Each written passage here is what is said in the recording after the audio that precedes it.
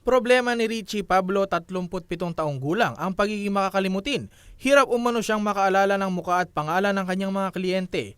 Importante umano sa kanya ang matalas na memorya. Nagtatrabaho kasi si Aling Richie sa property management.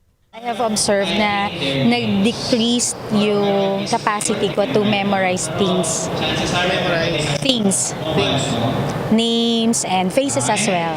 Ito umunong dahilan kaya siya lumapit sa Henyo Factory. Ang Henyo Factory ay isang samahan ng mga coaches na nagsasagawa ng mga workshop para mapatalas ang isipan.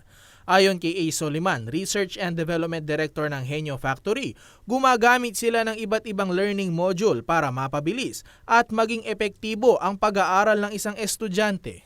Meron kaming programs na pinapaikli din niya yung time na kailangan mong matutunan yung isang buong concept. Halimbawa, ang nursing, normally 4 years yan. Pero kung i-compress mo yung nursing using our accelerated learning system, kaya mo siyang gawin in 2.5 years. Nadiskubre umano ni Soliman ang naturang pamamaraan noong nasa BPO industry pa siya sa ibang bansa. Napansin raw niyang in-demand at mabisa ang ganitong mga learning system, kaya niya ito dinala sa Pilipinas. Galing sa mga programang yon, nag-innovate kami dahil malakas yung global need for accelerated learning.